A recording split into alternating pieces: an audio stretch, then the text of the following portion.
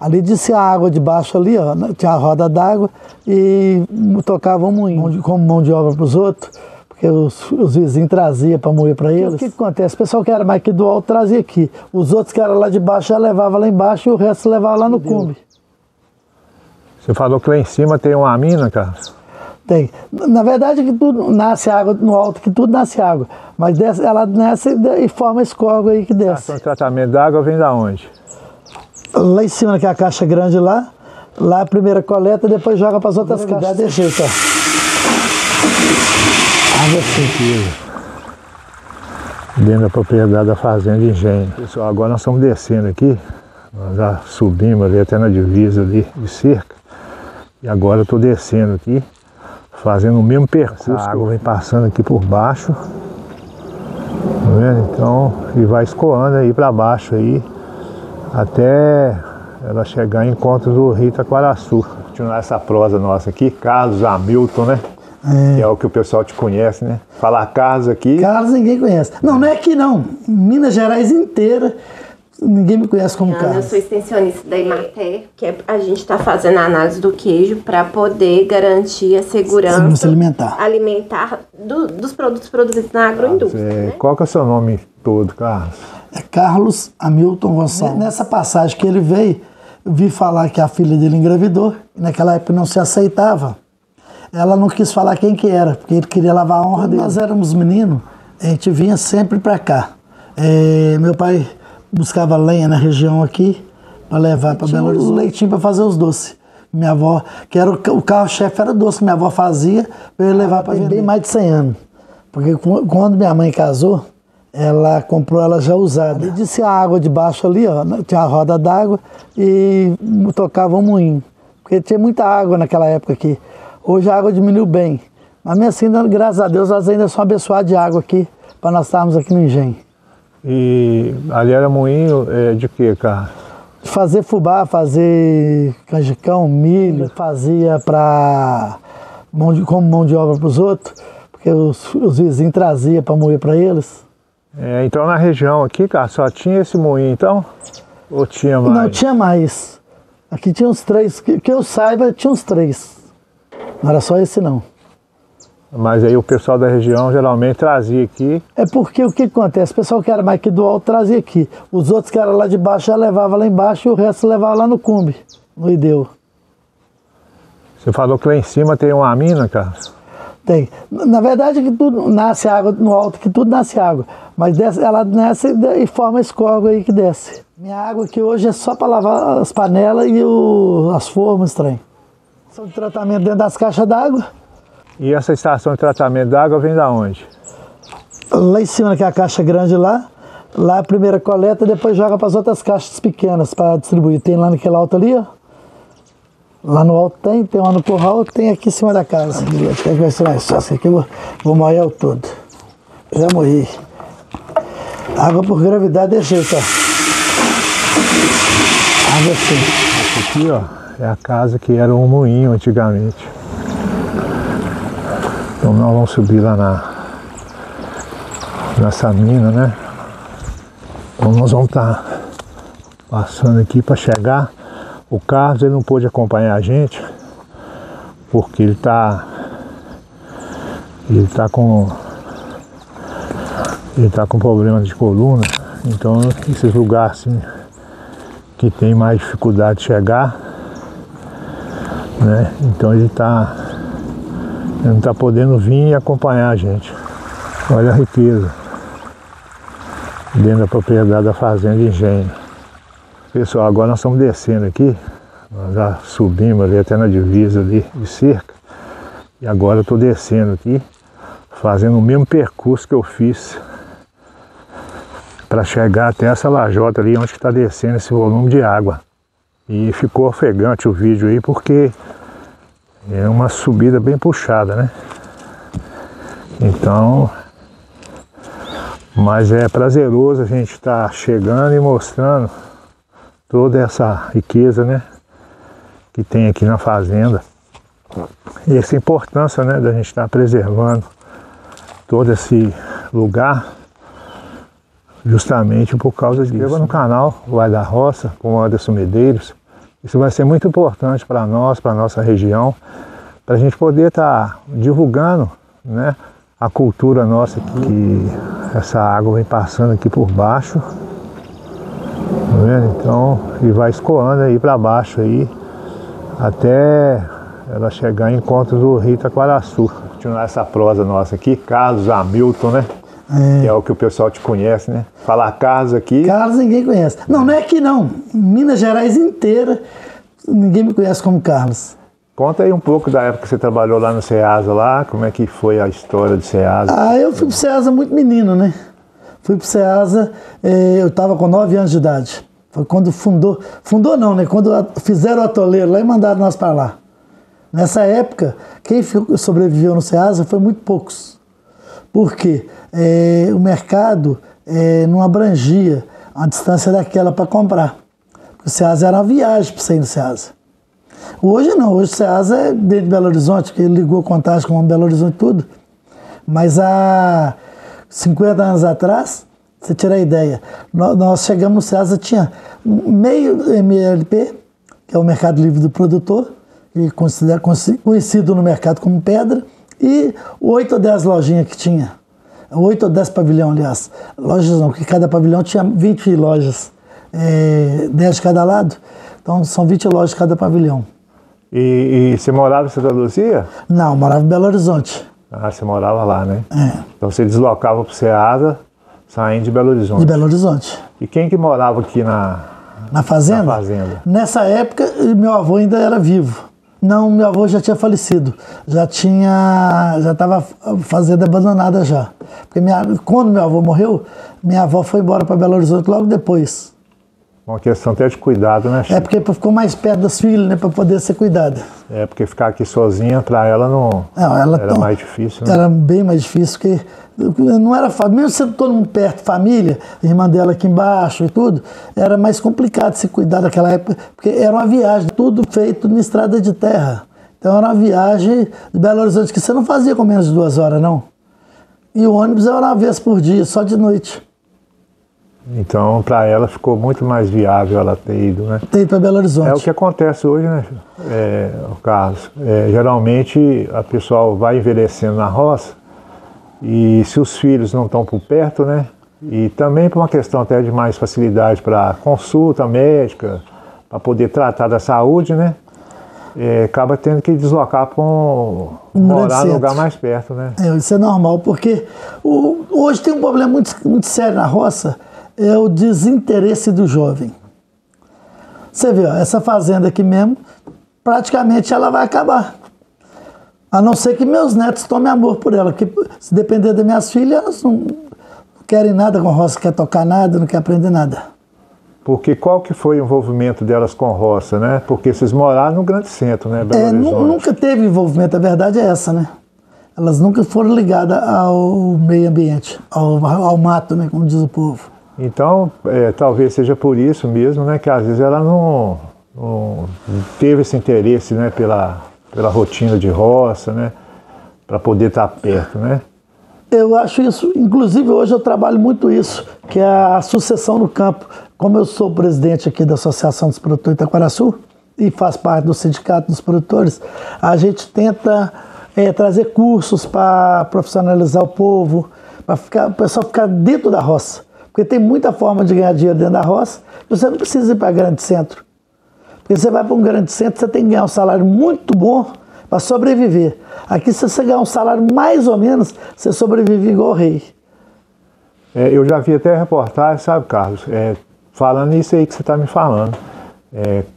O pessoal, geralmente, os sindicatos, né, dando curso para a família toda, para poder estar inserindo elas dentro desse processo aí de fazenda, meio rural, para poder ser o sucessor do pai, né, dos avós, para poder dar sequência a essa riqueza, né, que é o campo, né? Porque o campo ele é muito rico, né? Então, assim, a gente tem uma riqueza, a gente tem um tesouro no campo, que o jovem ele tem que estar ciente disso, né? Porque talvez a tecnologia ela pode estar sendo inserida juntamente no campo, né? E isso pode ser um recurso que eles vão ter para poder sobreviver e viver bem, né? Porque na verdade a vida, né, no campo é totalmente diferente dessa vida corrida que a gente vive aí, né, na cidade. Então assim, eu vi essa reportagem e vejo que as pessoas hoje, né, os pais, os avós estão muito preocupados com relação a essa questão de ter sucessor na roça. Hoje o maior problema que nós temos é a sucessão na roça. Nós temos uma outra desvantagem que é muito grande. Nós estamos muito perto dos grandes centros. Nós estamos a 10 quilômetros de Santa Luzia, no centro de Santa Luzia. Nós estamos a 30 quilômetros de Belo Horizonte. Então isso faz com que a pessoa migra mais fácil para a cidade. Porque eles acham que trabalhar só com a caneta na mão é melhor. Só que eles esquecem que lá vai pagar um aluguel absurdo, uma conta de água absurda, uma conta de luz absurda, gasolina, porque tudo tem que gastar gasolina para deslocar, é muito longe, ou passagem. Então tem um custo e benefício, né, Chico? Então assim, fica mais próximo do comércio, né, e da facilitação que o grande centro tem, mas ao mesmo tempo você perde muito essa essência, né, que é a vida do campo, né, a vida na roça, no meio rural, né, esse conhecimento, né, essa riqueza que tem, né? Então assim, às vezes você tem ali um campo de trabalho muito grande e você às vezes não está sabendo aproveitar aquilo que foi deixado para você. Então é muito importante as pessoas estar cientes dessa riqueza, né, que a gente tem no campo, né? Hoje no campo, um grande problema hoje no campo, na verdade, é falta de mão de obra. Por quê? Hoje, para você fazer uma fazenda girar, para ela ser produtiva, você precisa de gente. E não está achando, não. E a nossa região aqui é muito difícil de usar máquina, porque ela é muito montanhosa. Então, quando você tem um espaço que dá para usar uma máquina, você consegue fazer. Onde você não consegue usar a máquina, infelizmente, você não consegue produzir nada. Bom, meu nome é Mariana, eu sou extensionista da Emater. A gente vem aqui fazer uma visita mensal ao Carlos Hamilton para poder acompanhar a produção dele na agroindústria, tanto de queijo como de doce de leite, que é um dos principais produtos que ele está fazendo hoje na agroindústria. E a cada relatório a gente traz um assunto diferente. Nós trabalhamos o primeiro relatório com boas práticas de fabricação, já conversamos sobre a análise da água e agora nós estamos fazendo uma terceira visita falando sobre a análise do queijo, né? E aqui no relatório está os passo a passo de como realizar a coleta do queijo, a amostra da coleta do queijo para enviar para laboratório. E todo esse processo aí leva quanto tempo, Mariana? Esse processo depende muito do que o produtor tem a investir. Por isso, a gente trabalha muito com o projeto de crédito rural, junto ao produtor rural, para poder acelerar esse processo, né?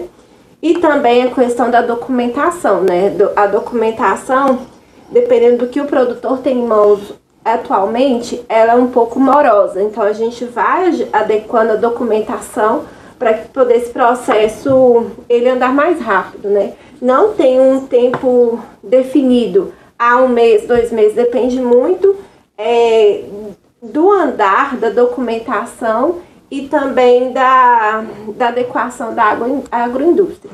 Então vai depender de vários fatores, né? Do próprio produtor, né? Isso. E de toda a documentação que vai ter que passar por um processo de inspeção, um processo de análise, né? Isso, aí demanda outros órgãos, a ação atual, né? Que a gente está fazendo a análise do queijo para poder garantir a segurança alimentar dos produtos produzidos na agroindústria, né? E aí, o que tem na análise do queijo? O que eles avaliam? Característica física, química e microbiológica, né? E aí, eu coloquei aqui que através do resultado que a gente vai obter da análise do queijo, a gente vai fazer os ajustes que for necessário, né? Eu te falei, é uma medida educativa, né? Não é aquela coisa que você tem que fazer, senão você vai ser autuado, não. E também é para poder te dá segurança para você ampliar o seu mercado, né? E agregar valor ao produto. E aí eu coloquei aqui o nosso passo a passo para poder fazer a análise do queijo, né? Qual que é a primeira coisa? Higienizar as mãos, né? Que eu fiz lá no dia, lá higienizei as mãos, né? Eu já usei luva, então não tem nem perigo. E aí, separar uma amostra que seja representativa para o laboratório, né? Qual que é a amostra? De 200 gramas, mais ou menos, né? O mínimo é mais ou menos esse valor de 200 gramas, porque senão fica muito pouco para eles fazer a análise, né? E aí, de preferência, colocar o queijo na mesma embalagem que você comercializa. Se você vai comercializar a vácuo, você vai colocar o queijo, você vai analisar a vácuo. Se não, coloca na embalagem que você comercializa normalmente. Isso. E aí, depois, que foi o que a gente fez, a gente anotou na folha avulsa, né? A característica da amostra, né? Qual que foi a data do coalho, né? A data da coleta, porque às vezes você preparou o queijo, fez o queijo num dia anterior e a gente coletou no dia posterior. Então isso aí faz diferença. Se o queijo for maturado, aí a gente tem que colocar a data do coalho até o período que ele ficou maturado, que é a data da coleta. Aí encerra a maturação dele. Aí, depois de separar da amostra, a gente leva pro laboratório. Como é que a gente leva pro laboratório? Na caixinha de isopor com gelo, né? A amostra não pode ir sem a caixa de isopor e o gelo, porque senão vai perder as características dela. Ela vai diminuir a qualidade dela e aí pode ser que o resultado seja inferior ao esperado, né? E nessa fichinha, eu esqueci de falar, a gente também tem que colocar o nome do produtor, identificar a propriedade e também colocar se o queijo estava numa temperatura ambiente ou resfriado. A gente tem que identificar. E não vou conseguir levar para o laboratório no dia que eu fiz a coleta. Não tem problema. Pode armazenar o queijo na geladeira. A peça do queijo não pode congelar e no dia posterior enviar para o laboratório na caixa de isopor. Não pode passar mais de 2 dias, porque senão a amostra já não tem validade. Já não é boa para poder fazer a análise no laboratório, né? E não esquecer de quando for levar a caixa de isopor com queijo, levar também a folha, porque como a folha às vezes fica avulsa, a gente esquece. E esses dados são importantes para o laboratório. Certinho. E já saiu o resultado? Não, quando sair o resultado, a gente vai tirar a foto.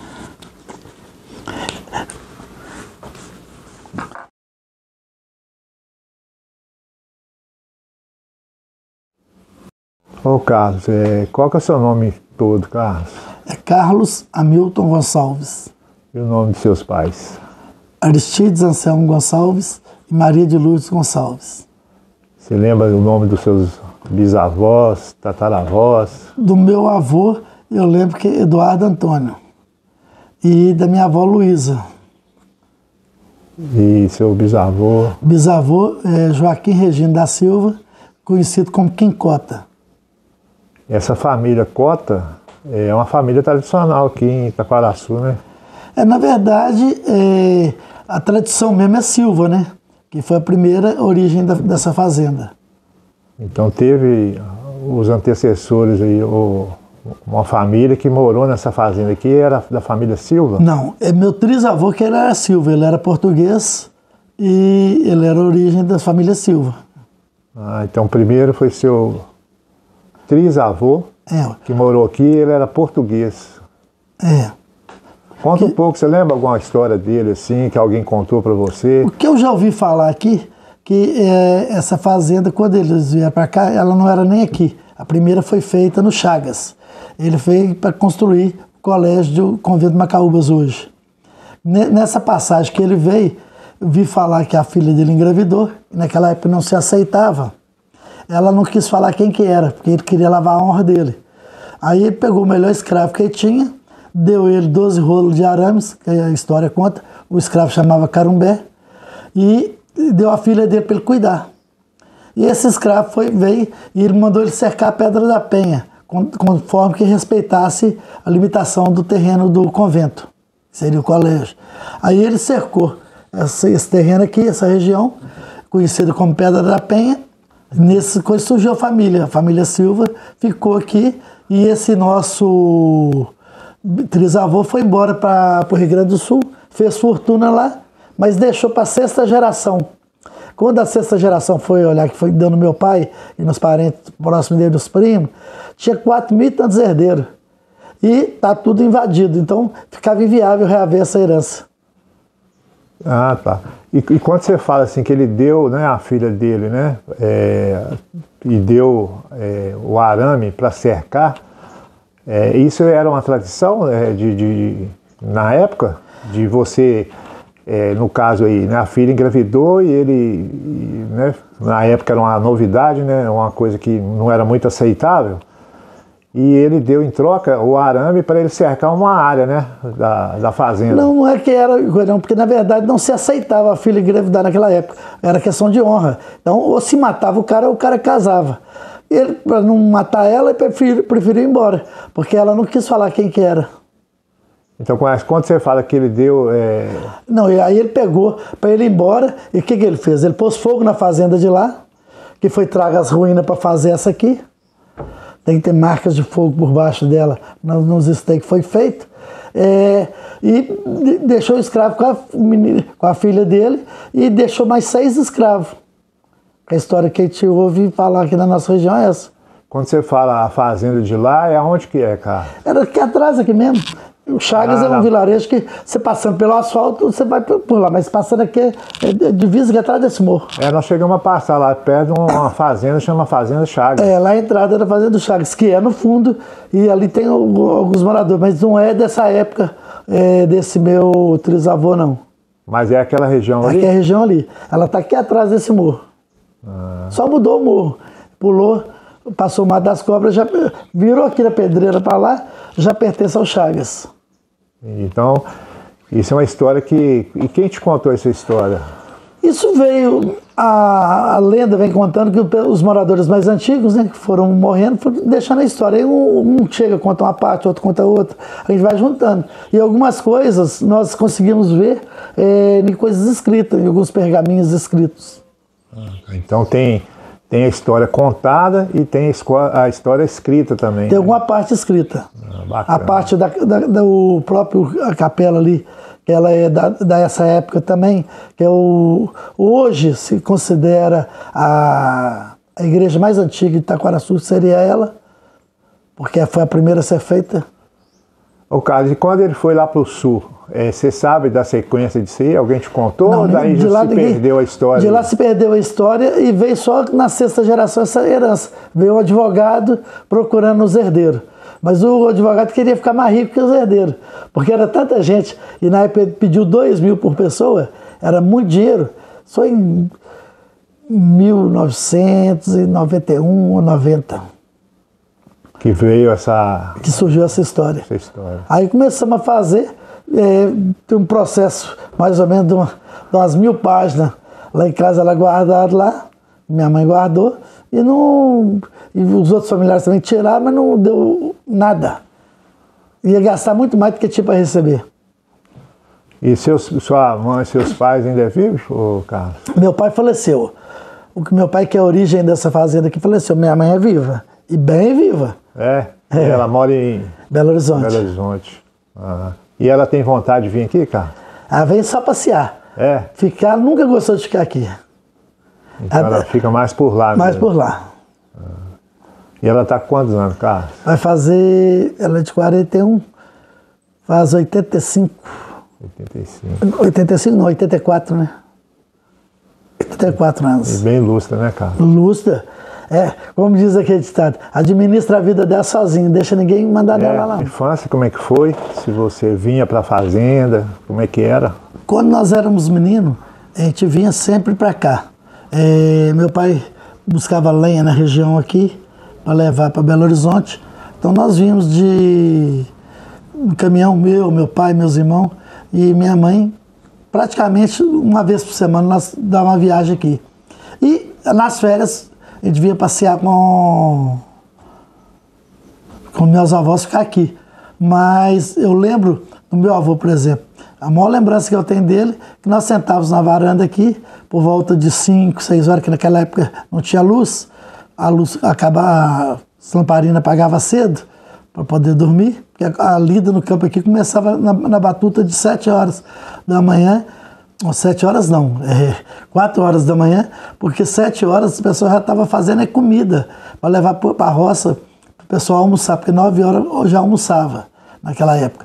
Então meu avô descia muito cedo, por volta de 5 horas da tarde ele descia, tomava banho, sentava na varanda e ia tocar um violão para a gente, nós meninos, isso em 70. Então, eu tinha quantos anos de idade? Eu sou de 64, estava com 6 anos de idade. A lembrança mais real que eu tenho dele é essa. E aqui já era a produção de banana já? Nessa época produzia banana, roça. Meu avô colhia banana aqui, tinha roça de milho que ele plantava e tinha o leitinho para fazer os doces. Minha avó, que era o carro-chefe, era doce que minha avó fazia para ele levar para vender. E você lembra assim, se era só doce de leite ou tinha outro tipo de doce que ela produzia? Ou... Ela, de vez em quando, produzia doce de mamão. Eu lembro que algumas vezes cheguei a pegar doce de mamão sendo feito aqui, mas para vender em Belo Horizonte eu só lembro de doce de leite. Então ela levava também lá para Belo Horizonte para vender esse doce lá também? Mas o de mamão eu não lembro, eu era muito pequeno, não lembro não. Mas o de leite eu lembro que meu avô levava direto. E esse doce ia para o Ceasa? Não, nessa época não existia. Encomendado? Não existia Ceasa, não. Era rota. Ele saía daqui com o saco cheio no lombo do animal, pegava o ônibus Duque de Caxias lá embaixo, na Meire, ia para Belo Horizonte. Quando ele perdia o ônibus, costumava ir a cavalo até Belo Horizonte. Aí ficava 2 dias para voltar. Mas ele normalmente ia de manhã cedo, no ônibus de 6 horas, e voltava nas 18 horas. Ele voltava. Aí entregava, já tinha as casas que ele passava entregando doce. Ô Carlos, tô vendo ali uma radiola ali. Você conhece alguma história dela aí que ela... Qual o tempo que tem essa? Ela tem bem mais de 100 anos. Porque quando minha mãe casou, ela comprou ela já usada. E no que ela comprou ela usada, ela mandou reformar e tirar a vitrola dela e fez uma caixa pro rádio. Ela deve estar beirando aí uns 120 anos, mas isso é da tempo das válvulas ainda. Gasta 1 hora para ela ligar. Então ela é de válvula, né? E como é que foi, Carlos? Como é que foi participar do canal aí? Como é que você... Muito bom. Eu indico para quem quiser, gente, divulgar o produto dele. Pode procurar o canal, que é interessante, porque hoje divulgação é tudo. O pessoal não precisa ter medo de nada não, porque divulgação, o produto o pessoal tem que conhecer. E conhecer, né, a cultura da exatamente, cidade, pegar, né? as culturas da região nossa, que hoje ela é muito pouco divulgada. Obrigado, viu? Nada.